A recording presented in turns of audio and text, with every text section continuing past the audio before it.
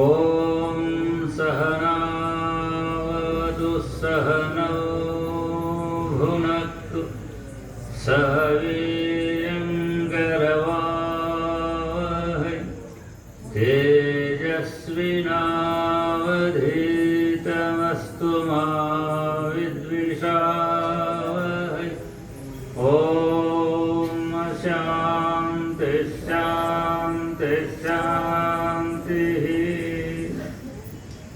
ಜಗದ್ಗುರು ಸಿದ್ಧಾರೂಢ ಮಹಾಸ್ವಾಮೀಜಿಯವರ ಚರಣಾರವಿಂದಗಳಿಗೆ ವಂದಿಸಿ, ಜಗದ್ಗುರು ಗುರುನಾಥಾರೂಢ ಮಹಾಸ್ವಾಮೀಜಿಯವರ ಚರಣಾರವಿಂದಗಳಿಗೆ ನಮಿಸಿ, ಸದ್ಗುರು ವೀರಭದ್ರ ಮಹಾಸ್ವಾಮೀಜಿಯವರ ಚರಣಾರವಿಂದಗಳಿಗೆ ನಮಿಸಿ, ಜ್ಞಾನ ವೇದಿಕೆಯಲ್ಲಿ ಅಲಂಕೃತರಾದ ಮಹಾತ್ಮರಿಗೆ ನಮಿಸಿ, ಸದ್ಗುರುಗಳ ಸನ್ನಿಧಾನದಲ್ಲಿ ಸಮ್ಮಿಲಿತರಾಗಿ ಸದ್ಗುರುಗಳ ದರ್ಶನ ಆಶೀರ್ವಾದಾದಿಗಳಿಂದ ಶ್ರೇಷ್ಠವಾದ ಸುಖವನ್ನು ಪಡೆದುಕೊಂಡು ಧನ್ಯರಾಗಬೇಕು ಎಂಬ ಅಪೇಕ್ಷೆಯಿಂದ ಬಂದಿರುವ ನಿಮ್ಮೆಲ್ಲರಿಗೂ ಶುಭವನ್ನು ಹೇಳಿ ಇವತ್ತಿನ ಈ ಪವಿತ್ರವಾದ ಕಾರ್ಯಕ್ರಮದಲ್ಲಿ ಪ್ರವೇಶಿಸೋಣ. ಇಲ್ಲಿಯವರೆಗೆ ಮಹಾತ್ಮರು ಶ್ರೀಮನ್ ನಿಜಗುಣ ಶಿವಯೋಗಿಗಳ ಒಂದು ವಾಕ್ಯವನ್ನು ಆಧಾರವಾಗಿಟ್ಟುಕೊಂಡ ಬಹು ಸುಂದರವಾಗಿ ಉಪದೇಶ ಮಾಡಿದರು. ಹಿತವಾವುದು ಇಹ ಪರದಳು. ಪ್ರಶ್ನೆ ಮಾಡಿದರು ಶ್ರೀಮನ್ ನಿಜಗುಣರು, ನಮ್ಮೆಲ್ಲರಿಗೂ ಸುಖ ಬೇಕಾಗಿ ಎಲ್ಲರೂ ಅಪೇಕ್ಷೆ ಮಾಡೋದು ಸುಖನ, ದುಃಖ ಯಾರೂ ಅಪೇಕ್ಷೆ ಮಾಡುವುದಿಲ್ಲ, ಎಲ್ಲರೂ ಸುಖವನ್ನೇ ಅಪೇಕ್ಷೆ ಮಾಡ್ತಾರೆ. ಹಿತವಾವುದು, ನಮ್ಮೆಲ್ಲರಿಗೂ ಸುಖ ಕೊಡುವುದು ಯಾವುದಪ್ಪ? ನಾವೆಲ್ಲರೂ ಸುಖವಾಗಿರಬೇಕು, ಆನಂದವಾಗಿರಬೇಕು. ಈ ದೇಹ ಇರುವ ಪರ್ಯಂತರ ಸುಖವಾಗಿ ಸಂತೋಷವಾಗಿ ಆನಂದವಾಗಿ ಇರಬೇಕು. ಹಾಗಾದರೆ ನಾವು ಈ ದೇಹ ಇರುವ ತನಕ ಸುಖವಾಗಿಯೇ ಇರಬೇಕಾದ್ರೆ ಏನು ಬೇಕು ಅಂದರೆ ಬೆಳ್ಳಿ ಬಂಗಾರ ಮುತ್ತು ರತ್ನ ಭೂಮಿ ಸೀಮೆ ಅಂತ ಹೇಳ್ತಲ್ಲ, ಇವೆಲ್ಲದಕ್ಕಿಂತಲೂ ಶ್ರೇಷ್ಠವಾದದ್ದು ಧರ್ಮ. ಬೆಳ್ಳಿ ಬಂಗಾರ ಮುತ್ತು ರತ್ನಗಳು ಬರಬೇಕಾದ್ರೂ ಕೂಡ ಧರ್ಮ ಇದ್ರೆ ಬರ್ತದೆ. ಬೆಳ್ಳಿ ಬಂಗಾರ ಮುತ್ತು ರತ್ನ ಭೂಮಿ ಸೀಮಿ ಎಲ್ಲ ನಮಗೆ ಬರಬೇಕಾದರೂ ಕೂಡ ನಮ್ಮಲ್ಲೇ ಧರ್ಮ ಇದ್ರೆ ಬರ್ತದೆ. ಧರ್ಮ ಇಲ್ಲದೆ ಹೋದ್ರು ಯಾವ ಬರೋಲ್ಲ, ಕೈ ಬಿಡ್ಕೊಂಡು ಹೋಗ್ತಾವ. ನಮ್ಮಲ್ಲಿ ಧರ್ಮ ಪುಣ್ಯ ಇತ್ತಂದ್ರೆ ನೀವು ಇಲ್ಲಿ ಎಲ್ಲಿ ಇದ್ದಲ್ಲಿ ಬರ್ತಾವೋ, ಪುಣ್ಯ ಇಲ್ಲ ಅಂತಂದ್ರೆ ನಮ್ಮಲ್ಲಿ ಇದ್ರೂ ಹೋಗ್ಬಿಡ್ತದೆ ಅಂತಾರೆ. ಅದಕ್ಕೆ ಧರ್ಮೋ ರಕ್ಷತೆ ಅಂತ, ಧರ್ಮವೇ ನಮ್ಮ ರಕ್ಷಣೆ ಮಾಡೋದು, ನಮಗೆ ಸುಖ ಕೊಡೋದು, ನಮಗೆ ಆನಂದ ಕೊಡೋದು ಆ ಧರ್ಮ. ಅದನ್ನು ನಾವು ಪಡಿಬೇಕು, ಆ ಧರ್ಮವನ್ನು ರಕ್ಷಣೆ ಮಾಡಬೇಕು. ಧರ್ಮ ಬರೀ ಎಲ್ಲಾರಂತಲ್ಲಿ ನಮ್ಮ ಒಳಗದೇ ಅದ, ನಮ್ಮ ಒಳಗದೇ ಅದನ್ನು ಧರ್ಮವನ್ನು ನಾವು ಮಾಡಬೇಕಾಗ್ತದೆ. ಕಣ್ಣಿನಿಂದ ಕಿವಿಯಿಂದ ಕೈಯಿಂದ ಕಾಲಿಂದ ನಾಲಿಗೆಯಿಂದ ಅನೇಕ ಇಂದ್ರಿಯಗಳಿಂದ ಆ ಪುಣ್ಯವನ್ನು ಸಂಪಾದನೆ ಮಾಡಕೊಟ್ಟೈತೆ. ಮಾತೃವತ್ಪರಧಾರೇಷು ಪರದ್ರವ್ಯೇಷು ಲೋಷ್ಟವತ್ ಆತ್ಮವತ್ ಸರ್ವಭೂತೇಷು ಯಹ ಪಶ್ಯತಿ ಸಹ ಧರ್ಮ ಅಂತ. ಮಾತೃವತ್ ಪರದಾರೇಷು, ಕಣ್ಣುಗಳು ಕೊಟ್ಟಾನ ಪರಮಾತ್ಮ. ಎಲ್ಲರಿಗದಾವಲ್ಲ, ಎಲ್ಲರಿಗೂ ಕಣ್ಣುಗಳಿದಾವೆ, ಎಲ್ಲವನ್ನು ನೋಡ್ತೇವೆ. ನಾವು ನೋಡಿ ಏನು ಮಾಡ್ತೇವೆ, ಆ ಕಣ್ಣುಗಳಿಂದ ಬೇರೆ ಬೇರೆ ಆಕಾರ ನೋಡ್ತೇವೆ. ಹೆಣ್ಣು ಮಕ್ಕಳು ನೋಡಿದ್ರೆ ಏನು ಮಾಡಬೇಕು, ಮಾತೃವತ್ ತಾಯಿ ಅಂತ. ತಾಯಿಯನ್ನು ಕಂಡ್ರೆ ಹೇಗೆ ನಮ್ಮಲ್ಲಿ ಪೂಜ್ಯ ಭಾವ ಇರ್ತದಲ್ಲ, ತಾಯಿಯ ಕಂಡುಗಳನ್ನ ಬಹಳ ಪೂಜ್ಯ ಇರ್ತದೆ. ತಾಯಿಯನ್ನು ಕಂಡ್ರೆ ಹೇಗೆ ನಮಗೆ ಪೂಜ್ಯ ಭಾವ, ಪ್ರೇಮ ಭಾವ, ಭಯಕ್ತಿ ಭಾವ ಇರ್ತದೋ ಹಾಗೆ ಪ್ರತಿಯೊಬ್ಬ ಸ್ತ್ರೀಯರನ್ನ ನೋಡಿದಾಗ ತಾಯಿಯಂತೆ ಕಾಣಬೇಕಂತ ಹೇಳ್ತಾರೆ. ಇದೊಂದು ಧರ್ಮನೇ. ಪ್ರತಿಯೊಬ್ಬ ಸ್ತ್ರೀಯರನ್ನು ನೋಡಿದರೆ ಅವರು ನನ್ನ ತಾಯಿ ಅನ್ನುವ ಭಾವನೆ ನಮ್ಮಲ್ಲಿ ಬರಬೇಕಂದ್ರೆ ಅದಕ್ಕೆ ಮಾತೃವತ್ ಅಂದ್ರೆ ತಾಯಿಯಂತೆ. ಏನು ಪರಸ್ತ್ರೀಯರು, ಪರಸ್ತ್ರೀಯರನ್ನ ನೋಡಿದ ಕೂಡಲೇ ಅವರು ನಮ್ಮ ತಾಯಿ ಸ್ವರೂಪರು.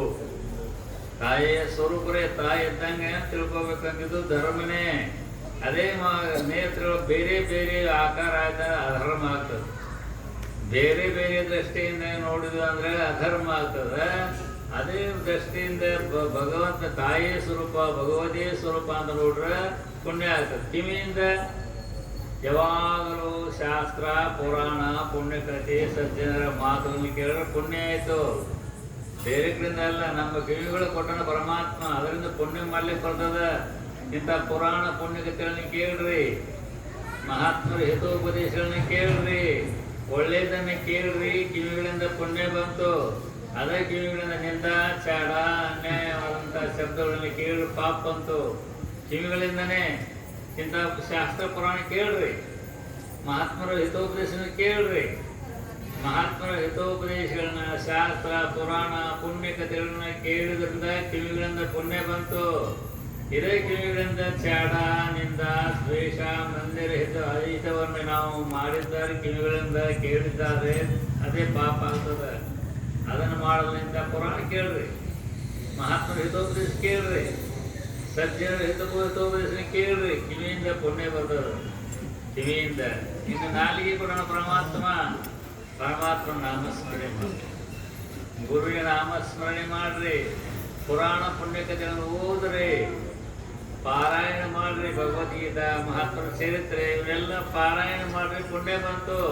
ಇದೇ ನಾಲಿಗೆಯಿಂದ ನಿಂದ ಚಾಡ ಮತ್ತೊಂದು ಮೂದೊಂದು ಮಾತಾಡಿದ್ರೆ ಪಾಪದ ನಾಲಿಗೆನ ಹಿತವನ್ನು ಮಾಡಕ್ಕೆ ಕೊಡ್ತದೆ, ಹಿತವನ್ನು ಮಾಡ್ಲಿಕ್ಕೆ ಬರ್ತದೆ. ನಿಂದ ಚಾಡ ಮತ್ತೊಂದು ಮೂದನ್ನು ಕೇಳಿ ಪಾಪ ಬಂತು. ಅದೇ ಮಹಾತ್ಮರ ವಚನಗಳನ್ನ ಕಿವಿಯಿಂದ ಕೇಳಿ ನಾಲಿಗೆಯಿಂದ ನಾಮಸ್ಮರಣೆ ಮಾಡ್ರಿ, ನಾಲಿಗೆಯಿಂದ ನಾಮಸ್ಮರಣೆ, ಭಗವನ್ ನಾಮಸ್ಮರಣೆ ಮಾಡ್ರಿ, ಗುರುಗಳ ನಾಮಸ್ಮರಣೆ ಮಾಡ್ರಿ, ಪುರಾಣ ಪುಣ್ಯಗಳನ್ನು ಓದ್ರಿ, ನಾಲಿಗೆಯಿಂದ ಪುಣ್ಯ ಬರ್ತದೆ. ಕೈಗಳು ಕೊಟ್ಟ ಪರಮಾತ್ಮ ದಾನ ಧರ್ಮ ಮಾಡ್ರಿ, ಅಥವಾ ಭಜನೆ ಮಾಡ್ರಿ. ಕೈ ಕಪ್ಪಳ ಹೊಡೆದ ಭಜನೆ ಮಾಡ್ರಿ, ಧ್ಯಾನ ಪದವಿ ಯಾವ ಶಾಸ್ತ್ರಗಳನ್ನ ಕೇಳಿ ಮಹಾತ್ಮರ ಉಪದೇಶವನ್ನು ಕೇಳಿ ಕೈಗಳಿಂದ ಮಂಗಲಗಳನ್ನು ಮಾಡಿ ಕಪ್ಪಳೆ ಕೊಡೋದು ಪುಣ್ಯ ಬರ್ತದೆ, ಕೈಯಿಂದ ಪುಣ್ಯ ಬರ್ತದೆ. ಕಾಲು ಕೊಟ್ಟನ ಪರಮಾತ್ಮ ಬರ್ರಿ, ಇಂಥ ಮಠಗಳಿಗೆ ಬರ್ರಿ, ದೇವಸ್ಥಾನಕ್ಕೆ ಹೋಗ್ರಿ, ಎಲ್ಲೆಲ್ಲಿ ಪುಣ್ಯಕ್ಷೇತ್ರ ಹೋಗ್ರಿ, ಕಾಲಿನಿಂದ ಪುಣ್ಯ ಬರ್ತದೆ. ಶರೀರ ಎಷ್ಟು ಉಪಯೋಗ ಇದೆ ಪುಣ್ಯ ಮಾಡಲಿಕ್ಕೆ. ಇದೇ ಶರೀರದಿಂದ ಹಿತವಾದದನ್ನು ಮಾಡಿದ್ರೆ ಅಧರ್ಮ ಆಗ್ತದೆ, ಪಾಪ ಬರ್ತದೆ, ಧರ್ಮ ಕೆಟ್ಟ ಹೋಗ್ತದೆ, ಅಧರ್ಮ ಬರ್ತದೆ. ಅದಕ್ಕೋಸ್ಕರವಾಗಿ ನೀವು ಹೇಳ್ತಲ್ಲ, ಹಿತವಾವುದು ಇಹ ಪರದೋಳು, ಇಲ್ಲಿಯೂ ನಮಗೆ ಸುಖ ಆಗಿರಬೇಕು. ಇರೋ ತನಕ ನಮ್ಮ ದೇಹ ಇರೋ ತನಕ ನಾವು ಸುಖವಾಗಿನೇ ಇರಬೇಕು, ದುಃಖ ನಮಗೆ ಬರಬಾರ್ದು. ದುಃಖ ಬರದಂಗೆ ನಾವು ಸುಖವಾಗಿರಬೇಕು ಇರುವ ತನಕ ಅಂತೇಳಿ. ಆಮೇಲೆ ಪರ ಅಂದರೆ ದೇಹ ಬಿಟ್ಟ ಮೇಲೆ, ದೇಹ ಪರ ಅಂದರೆ ದೇಹ ಬಿಟ್ಟ ಮೇಲೆ ಜೀವನಕ್ಕೂ ಸಾಯಂಗಿಲ್ಲ, ನಾವು ಬಿಟ್ಟು ಹೋಗವ. ದೇಹ ನಾಶ ಆಗ್ತದೆ, ದೇಹ ಒಂದು ಶುದ್ಧ ಹೋಗ್ತದೆ, ಆದರೆ ಜೀವಾತ್ಮನಿಗೆ ಸಹವಿಲ್ಲ. ಅವ ಈ ದೇಹ ಬಿಟ್ಟ ಮೇಲೆ ಇನ್ನೊಂದು ದೇಹಕ್ಕೆ ಹೋಗ್ತಾನೆ. ವಾಪಿ ಸ್ಮರಣ ಭಾವಂ ಜಯಂತಂತೆ ಕಲೇವರಂ ತಂ ತಮೇವಿತಿ ಗೌಂತೆ ಸದಾ ತದ್ಭಾವ ಭಾವಿತ ಅಂತ ಭಗವಂತನ ಗೀತೆಯಲ್ಲಿ ನಮ್ಮ ಮನಸ್ಸಾಗಲಿ, ನಮ್ಮ ನಾಲಿಗೆ ಆಗಲಿ, ನಮ್ಮ ವ್ಯಕ್ತಿ ಆಗಲಿ ಏನಿರಬೇಕು ಅಂದ್ರೆ ಯಾವಾಗಲೂ ಗುರುಗಳ ಚಿಂತನ, ಭಗವಂತನ ಚಿಂತನ, ಶಾಸ್ತ್ರಗಳ ಪಠಣ ಇವುಗಳನ್ನು ಮಾಡ್ಕೊಂತಿದ್ರಿಪ್ಪ ಅಂದ್ರೆ ನಾಲಿಗೆ ಶುದ್ಧ ಆಗ್ತದೆ, ಹೃದಯ ಶುದ್ಧ ಆಗ್ತದೆ, ಮನಸ್ಸು ಶುದ್ಧ ಆಗ್ತದೆ. ಇದರಿಂದ ನನಗೆ ಉತ್ತಮವಾದಂಥ ಸುಖ ಸಿಗ್ತದೆ. ಈ ಲೋಕದಾಗೂ ಸುಖವಾಗಿ ಬಳಸಿ ದೇಹ ಬಿದ್ದ ಮೇಲೆ ಉತ್ತಮ ಲೋಕಗಳು ಸಿಗ್ತಾವ. ಮುಂದೆ ಶ್ರೀಮಂತರಾಗಿ ಹುಟ್ಟಿ ಶುಚೀನಾಮ ಶ್ರೀಮತಾಂಗೆ ಅಂತ ಹೇಳ್ತಾರೆ. ನಾವಿಲ್ಲಿ ಪುಣ್ಯ ಮಾಡಿದಂದ್ರೆ ಪುಣ್ಯದ ಪ್ರಭಾವದಿಂದ ಮುಂದಿನ ಲೋಕಗಳು ಶ್ರೇಷ್ಠವಾದಂಥ ಜನ್ಮ ಕೊಡ್ತಾವೆ, ಶ್ರೇಷ್ಠವಾದ ಜನ್ಮ ಬರ್ತಾವ. ಶ್ರೀಮಂತಿಗೆ ಬರ್ತದೆ, ಮತ್ತೆ ಉತ್ತಮ ಜನ್ಮ ಬರ್ತಾವ. ಶ್ರೀಮಂತಿಗೆ ಬಡವರು ಇರ್ತಾವೆ, ಶ್ರೀಮಂತರಾಗ್ತಾರೆ. ಹಂಗೆ ನಾವು ಪರಮಾತ್ಮನ ಧ್ಯಾನ ಮಾಡೋದು, ಪರಮಾತ್ಮನ ಭಜನೆ ಮಾಡೋದು, ಪರಮಾತ್ಮನ ವಿಷಯಕವಾಗಿ ಚಿಂತನೆ ಮಾಡೋದು, ಹೀಗೆ ಒಳ್ಳೆಯದೊಳ್ಳೆದನ್ನು ಮಾಡೋದ್ರಿಂದ ನಮಗೆ ಮುಂದಿನ ಜನ್ಮಗಳು ಶ್ರೇಷ್ಠವಾದ ಜನ್ಮ ಬರ್ತಾವ. ಅದಕ್ಕೆ ನಾವೆಲ್ಲರೂ ಕೂಡ ಈ ಮನುಷ್ಯ ಜನ್ಮ ಇದ್ದಾಗ ಇದು ಬಹಳ ಶ್ರೇಷ್ಠವಾದದ್ದು, ಬಹಳ ಶ್ರೇಷ್ಠ. ಪುಣ್ಯ ಸಂಪಾದನೆ ಮಾಡಿಕೊಳ್ಳಕ್ಕೆ ಮನುಷ್ಯ ಜನ್ಮ ಬಹಳ ಶ್ರೇಷ್ಠ. ಅದಕ್ಕೆ ನರಜನ್ಮದಿಂದ ಎಹದಳು ಮಿಗಿಲು ಉಂಟೆ ಅಂತ ನಿಜಗೊಂಡ್ರು. ಈ ಮನುಷ್ಯ ಜನ್ಮದಕ್ಕಿಂತಲೂ ಇನ್ನೊಂದು ಶ್ರೇಷ್ಠವಾದ ಜನ್ಮನೇ ಇಲ್ಲ. ಇಂಥ ಶ್ರೇಷ್ಠವಾದ ಜನ್ಮ ಬಂದಾಗ ನಾವು ಇದ್ರಾಗ ಕಣ್ಣುಗಳಿಂದ ಮಹತ್ತರ ನೋಡ್ರಿ, ಪುರಾಣ ಪುಣ್ಯಗಳನ್ನು ನೋಡ್ರಿ, ಅನೇಕ ಶ್ರೇಷ್ಠವಾದ ಗ್ರಂಥಗಳನ್ನ ನೋಡ್ರಿ, ಅದು ಕಣ್ಣಿಂದ ಪುಣ್ಯ ಬಂತು. ಕಿವಿಯಿಂದ ಇಂಥ ಪುರಾಣ ಪುಣ್ಯಗಳನ್ನು ಕೇಳ್ರಿ, ಕಿವಿಯಿಂದ ಪುಣ್ಯ ಬಂತು.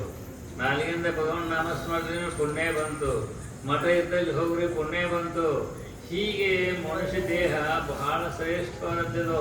ನೀವು ಪುಣ್ಯ ಸಂಪಾದನೆ ಮಾಡಲಿಕ್ಕೆ ಬಹಳ ಶ್ರೇಷ್ಠ. ಇದಕ್ಕೆ ಜಾತಿ ವರ್ಣ ಕುಲ ಹೆಣ್ಣು ಗಂಡು ಯಾರೇ ಆಗಲಿ ಅವರು ಅವರು ಇಂಥ ಒಳ್ಳೆ ಒಳ್ಳೆ ಸತ್ಕಾರ್ಯಗಳನ್ನ ಧರ್ಮ ಕಾರ್ಯಗಳನ್ನು ಮಾಡಿದ್ದಾರೆ, ಪುಣ್ಯ ಬರ್ತದೆ. ಮುಂದಿನ ಜನ್ಮಗಳು ಮತ್ತು ಶ್ರೇಷ್ಠವಾದ ಜನ್ಮಗಳು. ಮುಂದಿನ ಜನ್ಮ ಈ ದೇಹ ಇಷ್ಟಕ್ಕೆ ಹೋಗ್ತದೆ, ಮತ್ತೆ ಹುಟ್ಟಬೇಕು. ನಾವು ದೇಹ ಹೋಯ್ತು ಅಷ್ಟೇ, ಜೀವ ಹೋಗಿಲ್ಲ, ಜೀವ ಸಾಯಂಗಿಲ್ಲ, ಅವ್ನು ಮರಣ ಇಲ್ಲ, ಅವ್ನು ಹೋಗ ಬಿಟ್ಟು ಒಟ್ಟ ದೇಹ ಬಿಟ್ಟು ಹೋಗ್ತಾನೆ. ನೀನು ಪುಣ್ಯ ಪಾಪ ಮಾಡಿ ತೊಗೊಂಡು ಹೋಗ್ತಾನೆ ಅಷ್ಟೇ. ನಿಮ್ಮ ಹೆಂಡ್ರು ಮಕ್ಕಳು ಹೊಲ ಭೂಮಿ ಸೀಮಿ ದುಡ್ಡು ಬಂಗಾರ ಎಲ್ಲ ಬಿಟ್ಟು ಇಲ್ಲಿ ಹೋಗ್ತಾನೆ, ಎಲ್ಲ ಇಲ್ಲೇ ಉಳಿತೈತಿ. ಜೀವ ಹೋಗುವಾಗ ಎರಡು ಹೋಗ್ತಾನೆ, ಪುಣ್ಯ ಪಾಪ ಎರಡು ತೊಗೊಂಡು ಹೋಗ್ತಾನೆ ಜೀವಾತ್ಮ. ನಮ್ಮೊಳಗೆ ಜೀವನಲ್ಲ, ಈ ಜೀವಾತ್ಮ ಎರಡು ಮಾತ್ರ ಹೋಯ್ತಾನೆ, ಒಂದು ಪುಣ್ಯ ಒಂದು ಪಾಪ. ಪುಣ್ಯ ಮಾಡಿದ್ದಂದ್ರೆ ಶ್ರೀಮಂತನಾಗಿ ಹುಡ್ತಿ ಈ ಜನ್ಮದಿಂದ ಸತ್ಸಂಗ ಮಾಡೋದು, ಭಜನೆ ಮಾಡೋದು, ದಾನ ಧರ್ಮಗಳನ್ನು ಮಾಡೋದು, ಒಳ್ಳೆಯದನ್ನು ಮಾಡಿ ನೀವು ಹೋದರೆ ಮುಂದೆ ಶ್ರೀಮಂತನಾಗಿ ಹುಡ್ತಿ. ಇದೇ ಜನ್ಮದಲ್ಲಿ ಕಳತನ ಮಾಡಿದೆ, ಮತ್ತೊಂದು ಸುಳ್ಳುತನ ಹೇಳಿದೆ, ಏನೇನೋ ಅನೇಕ ದುಷ್ಟ ಕರ್ಮಗಳನ್ನು ಮಾಡಿದಪ್ಪ ಅಂತಂದ್ರೆ ಮುಂದಿನ ಜನ್ಮದಲ್ಲಿ ಹೇಯವಾದ ಜನ್ಮಗಳು ಬರ್ತಾವೆ, ದರಿದ್ರ ಜನ್ಮಗಳು ಬರ್ತಾವೆ. ಅದಕ್ಕಾಗಿ ಅಂಥ ಜನ್ಮ ಬರೋಕ್ಕಿಂತಲೇ ಇಂಥ ಸತ್ಸಂಗ ಮಾಡ್ರಿ, ಪರಮಾತ್ಮನ ಧ್ಯಾನ ಮಾಡ್ರಿ, ಭಜನೆ ಮಾಡ್ರಿ, ದಾನ ಧರ್ಮಗಳನ್ನು ಮಾಡ್ರಿ. ದೇಹ ಇರೋ ತನಕ ಇದನ್ನು ಮಾಡ್ಕೊಂತ ಹೋದ್ರೆ ಮುಂದೆ ನೀವು ಶ್ರೀಮಂತರಾಗಿ ಹುಡ್ತಾರೆ. ಶ್ರೀ ಸುಜಿ ನಾಮ ಶ್ರೀಮಂತರಾಗಿ ಅಂತ ಭಗವಂತ ಹೇಳ್ಯಾನ. ಮುಂದೆ ನಾವು ಶ್ರೀಮಂತರಾಗಿ ಹುಡ್ತೀವಿ. ಅದಕ್ಕಿಂತ ಪುಣ್ಯ ಮಾಡಿ ದೇವತೆಗಳಾಗಿ ಹುಡ್ತೇವೆ. ಹಾಗೆ ಆ ಯಾವ ಉತ್ತಮವಾದಂಥ ಯಾವ ಸ್ಥಾನ ಇದು ಜಂಕ್ಷನ್ ಇದ್ದಾಗ ಮನುಷ್ಯರಿದೆ. ಜಂಕ್ಷನ್ ಅಂದ್ರೆ ಏನು? ಒಂದು ಈಗ ರೈಲ್ವೆ ಇದೆಪ್ಪ, ರೈಲ್ವೆ ಇದೆ. ಆ ಜಂಕ್ಷನ್ ಇತ್ತಂದ್ರೆ ನೀವು ಆ ರೈಲ್ವೆಗಳು ಬೊಂಬೈಗೂ ಹೋಗ್ತಾವ, ಬೆಂಗಳೂರಿಗೂ ಹೋಗ್ತಾವ, ಹುಬ್ಬಳ್ಳಿಗೂ ಹೋಗ್ತಾವ, ಗುಂಟಕಲ್ಲಿಗೆ ಹೋಗ್ತಾವ, ಎಲ್ಲ ಕಡೆ ಜಂಕ್ಷನ್ ಇತ್ತಂದ್ರೆ ಎಲ್ಲ ಕಡೆ ಹೋಗ್ತಾವ. ಹಾಗೆ ಮನುಷ್ಯ ಜನ್ಮ ಒಂದು ಜಂಕ್ಷನ್ ಇದ್ದಾಗ ಈ ಜನ್ಮದಲ್ಲಿ ನೀವು ಸ್ವರ್ಗಲೋಕಕ್ಕೂ ಹೋಗ್ಬೋದು, ಅದಕ್ಕಿಂತ ಶ್ರೇಷ್ಠವಾದಂಥ ಬ್ರಹ್ಮಲೋಕಕ್ಕೂ ಹೋಗ್ಬೋದು. ಅದರಿಂದ ಮೋಕ್ಷವನ್ನು ಪಡ್ಕೊಳ್ಬೋದು ಈ ಮನುಷ್ಯ ಜನ್ಮದಿಂದ. ಇದೇ ಜನ್ಮದಿಂದ ಮಾಡಬಾರ್ದು ಪಾಪ ಮಾಡಿದೆ ಹಂದಿ ಕತ್ತಿ ನಾಯಿ ನರಿಯಾಗಿ ಹುಟ್ಟಬಹುದು, ದರಿದ್ರಾಗಿ ಹುಟ್ಟಬಹುದು. ಪಾಪ ಮಾಡಿದಂದ್ರೆ ಈ ದೇಹದಿಂದನೇ ಪಾಪ ಮಾಡಿದಂದ್ರೆ ಅನೇಕ ಹೇಯವಾದ ಜನ್ಮಗಳು ಬರ್ತಾವ. ಅದಕ್ಕೋಸ್ಕರವಾಗಿ ಯಾರು ಬೇಕಾಗಿದೆ? ಎಲ್ಲರಿಗೂ ಒಳ್ಳೇದು ಬೇಕಾಗಿತ್ತು. ಎಲ್ಲರೂ ಶ್ರೀಮಂತರಾಗಬೇಕನ್ನಾರೋ ದೇವಿ, ಎಲ್ಲರೂ ದೇವತೆಗಳಾಗಬೇಕನ್ನಾರೋ ದೇವಿ. ಆದ್ದರಿಂದ ಮಾಡ್ರಿ, ದೇಹದಿಂದ ವಾಣಿಯಿಂದ ಮನಸ್ಸಿನಿಂದ ಪುಣ್ಯ ಕರ್ಮಗಳನ್ನು ಮಾಡಿ, ಧರ್ಮ ಕಾರ್ಯಗಳನ್ನು. ಧರ್ಮೋ ರಕ್ಷತಿ ರಕ್ಷಿತ.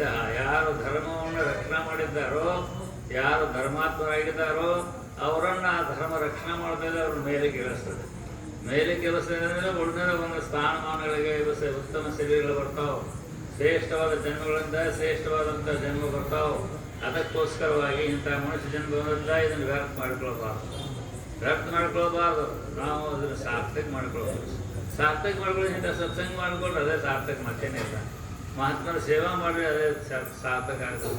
ಪರಮಾತ್ಮ ಕೊಟ್ಟಿದ್ದನ್ನು ಸ್ವಲ್ಪ ದಾನ ಮಾಡ್ರಿ, ಒಳ್ಳೇದನ್ನು ಮಾಡ್ರಿ. ದೇಹದಿಂದ ಅಷ್ಟೇ, ದೇಹದಿಂದ ಕೆಟ್ಟದನ್ನು ಮಾಡೋಕೆ ಹೋಗ್ಬೇಕು ಅಷ್ಟೇ. ದೇಹದಿಂದ ಕೆಟ್ಟದನ್ನು ಮಾಡ್ರಿ. ಕಣ್ಣಿಂದಾಗಲಿ, ನಾಲಿಗೆಯಿಂದಾಗಲಿ, ಕಿವಿಯಿಂದಾಗಲಿ, ಕೈಯಿಂದಾಗಲಿ, ಕಾಲಿಂದಾಗಲಿ ಕೆಟ್ಟದ್ದನ್ನು ಅಹಿತವನ್ನು ಮಾಡಬೇಡ್ರಿ.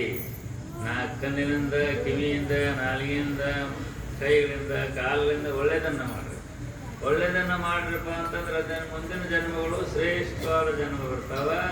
ಆ ಮುಂದೆ ನಾವು ಅಂಥ ಜನ್ಮದಿಂದ ಮತ್ತೆ ಸದ್ಗುರು ಶರಣಾಗತರಾಗಿ ಗುರುಗಳ ಕೃಪಾಕಟಾಕ್ಷ ದ್ವಾರ ಮೋಕ್ಷವನ್ನು ಯಥಾರ್ಥ ಜ್ಞಾನ ಮಾಡ್ಕೊಂಡು ಅಮರರಾಗಲಿಕ್ಕೆ ಬರ್ತದೆ. ಶಾಶ್ವತವಾದ ಸುಖವನ್ನು ಪಡ್ಕೊಂಡು ಮುಕ್ತರಾಗಲಿಕ್ಕೆ ಬರ್ತದೆ, ಧನ್ಯರಾಗಲಿಕ್ಕೆ ಬರ್ತದೆ. ಈ ಜನ್ಮದಲ್ಲೇ ಮತ್ತು ಮನುಷ್ಯ ಜನ್ಮದಲ್ಲೇ ಮುಕ್ತಿ ಪಡ್ಕೊಳ್ಳೋದು.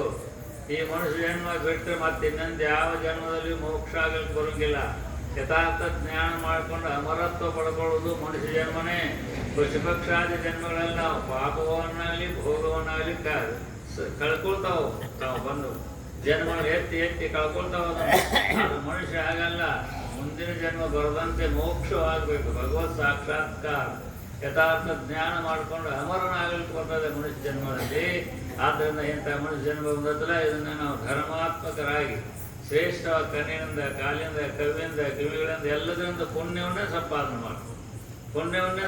ಮಾಡಿ. ಶಾಸ್ತ್ರ ಪುರಾಣ ಪುಣ್ಯಗಳಲ್ಲಿ ಪುಣ್ಯ ಬಂತಲ್ಲ. ನಾಲಿಗಿಂದ ಶಿವ, ರಾಮ, ಕೃಷ್ಣ, ಗುರುವೇಂದ್ರ ಪುಣ್ಯ ಬಂತಲ್ಲ.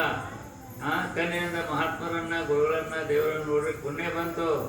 ಕಾಲಿನಿಂದ ಮಠ ಮಂದಿರ ಹೋಗ್ಲಿ ಪುಣ್ಯ ಬಂತು. ಈ ದೇಹದಿಂದ ಎಷ್ಟು ಪುಣ್ಯ ಸಂಪಾದನೆ ಮಾಡ್ಲಿಕ್ಕೆ ಬರ್ತದ, ಬಹಳ ಶ್ರೇಷ್ಠ. ಶ್ರೇಷ್ಠವಾದ ಮನುಷ್ಯ ಜನ್ಮ. ಇದನ್ನು ಇಂಥ ಜನ್ಮವನ್ನು ಇಂಥದ್ರಲ್ಲಿ ಸದ್ಗತಂಗಾರಿಗಳು ಮಾಡಿ ಧನ್ಯರಾಗಲಿ, ಕೃತಾರ್ಥ. ಮುಂದಿನ ಜನ್ಮ ಶ್ರೇಷ್ಠವಾದ ಜನ್ಮಗಳು ಬರಲಿ. ಅದಕ್ಕೆ ಹೇಳ್ತಲ್ಲ, ಹಿತವಾವುದು ಇಹ ಪರದಳು. ಏ ಮನುಷ್ಯ, ನಿನಗೆ ಸುಖ ಕೊಡೋದು ಯಾವುದು ಅಂತ ಕೇಳಿದವರು ನಿಜಗೊಂಡ್ರ. ಹಿತವಾವುದು ಇಹ ಪರದಳು. ಏ ಮನುಷ್ಯ, ನಿನಗೆ ಈ ಲೋಕದಲ್ಲಿ ಆಗಲಿ ಮುಂದಿನ ಲೋಕದಲ್ಲಿ ದೇಹ ಹೋದ ಮೇಲೆ, ಈ ಲೋಕದಲ್ಲಿ ಇರೋ ತನಕ ಸುಖವಾಗಿರ್ಬೇಕು. ಈ ದೇಹ ಹೋದ ಮೇಲೆ ಮತ್ತೆ ಸುಖವಾಗಿರಬೇಕು. ದೇಹ ಇರುವುದಿಲ್ಲ ಬಿಡ, ಜೀವಾತ್ಮ ಇರ್ತಾನ. ಈ ದೇಹ ಇರುವ ತನಕನೂ ಸುಖವಾಗಿರಲಿ. ದೇಹ ಹೋದ ಮೇಲೆ ಬಂದು ಹೋಗ್ತದ, ಜೀವ ಇರ್ತಾನ. ಜೀವ ಮತ್ತೊಂದು ದೇಹ ಇರ್ತಾನ. ಜೀವ ಇಲ್ಲಿ ಪುಣ್ಯ ಮಾಡಿದರೆ ಮತ್ತೊಂದು ಜನ್ಮಕ ಶುಚೀನಾಮ ಶ್ರೀಮತಾಮಗೆ ಯೋಗ ಭ್ರಷ್ಟೋ ವಿಜಾಯತಿ ಅಥವಾ ಯೋಗಿನಾಮೇವ ಕುಲೇ ಭವತಿ ಧೀಮತಾಮ ಅಂತೇಳಿ ಭಗವಂತ ಹೇಳ್ತಾನೆ. ಈಗ ನಾವು ಇಂಥ ಸತ್ಸಂಗ, ಶಾಸ್ತ್ರ, ಪುರಾಣ, ಪುಣ್ಯಕಥೆ, ದಾನ, ಧರ್ಮ ಮಾಡಿ ಮಾಡಿ ಹೋದರೆ ಮುಂದೆ ಶ್ರೀಮಂತರಾಗಿ ಹೋಗ್ತೇವೆ. ಮುಂದೆ ಶ್ರೀಮಂತರಾಗಿ ಹುಟ್ಟುತ್ತೇವೆ. ಧನಿಕರಾಗಿಯೋ ವಿದ್ಯಾವಂತರಾಗಿಯೋ ಅನೇಕ ಪರವಾಗಿದ್ದ ಸುಖವನ್ನು ಪಡ್ಕೊಂಡು ನಾವು ಮುಕ್ತರಾಗುತ್ತೇವೆ, ಧನ್ಯರಾಗುತ್ತೇವೆ. ಅದಕ್ಕೋಸ್ಕರವಾಗಿನೇ ಈ ಶರೀರದಿಂದ ಸತ್ಸಂಗ ಮಾಡಿರಿ, ಮಹಾತ್ಮರ ಸೇವಾ ಮಾಡಿರಿ, ದಾನ ಧರ್ಮಗಳನ್ನು ಮಾಡಿರಿ, ನಾಮಸ್ಮರಣೆ ಮಾಡಿರಿ, ಒಳ್ಳೆಯದನ್ನು ಮಾಡಿ. ಅದಕ್ಕೆ ಕುಲ, ಜಾತಿ, ವರ್ಣ, ಹೆಣ್ಣು, ಗಂಡು ನಮಗೆ ಯಾರಾದರೂ ಮಾಡ್ಬೋದು. ಭಗವನ್ ನಾಮಸ್ಮರಣೆಯನ್ನು, ಭಗವತ್ ಚಿಂತನೆಯನ್ನು ಯಾರಾದರೂ ಮಾಡುವುದು. ಅವರೆಲ್ಲರೂ ಕೂಡ ಮಾಡಿ ಮನುಷ್ಯ ಜನ್ಮವನ್ನು ಸಾರ್ಥಕ ಮಾಡಿಕೊಂಡ್ರೆ ಶ್ರೇಷ್ಠವಾದಂಥ ಪದವಿಯನ್ನು ಪಡ್ಕೊಂಡು ಧನ್ಯರಾಗಲಿ, ಕೃತಾರ್ಥರಾಗಲಿ. ಅದೇ ಶ್ರೇಷ್ಠವಾದ ಧರ್ಮ. ಆ ಧರ್ಮವನ್ನು ನಮ್ಮನ್ನು ಕಾಪಾಡ್ತದೆ. ಧರ್ಮೋ ರಕ್ಷತಿ ರಕ್ಷಿತ. ಧರ್ಮವೇ ನಮ್ಮನ್ನು ರಕ್ಷಣೆ ಮಾಡ್ತದೆ. ಆದ್ದರಿಂದ ನಾವೆಲ್ಲರೂ ಕೂಡ ಇಂಥ ಮನುಷ್ಯ ಜನ್ಮಕ್ಕೆ ಬಂದೇವಿ. ಇದನ್ನು ಶ್ರೇಷ್ಠವಾದಂಥ ಸತ್ಕಾರ್ಯಗಳಲ್ಲಿ, ಧರ್ಮ ಕಾರ್ಯಗಳಲ್ಲಿ ವಿನಿಯೋಗ ಮಾಡಿಕೊಂಡು ಅದರ ಮೂಲಕವಾಗಿ ಪುಣ್ಯ ಸಂಪಾದನೆ ಮಾಡಿಕೊಂಡು ಶ್ರೇಷ್ಠವಾದ ಪದವಿಯನ್ನು ಪಡ್ಕೊಂಡು ಧನ್ಯರಾಗೋಣ, ಕೃತಾರ್ಥರಾಗೋಣ ಅಂತ ಸದ್ಬುದ್ಧಿಯನ್ನು ಗುರುದೇವರಿದ್ದ ಅವರು ಸರ್ವರಿಗೂ ಅನುಗ್ರಹಿಸಿ ರಕ್ಷಿಸಲಿ ಎಂಬುದಾಗಿ ಹೇಳಿ ಇವತ್ತಿನ ಪ್ರವಚನ ಓಂ ಸಹನಾ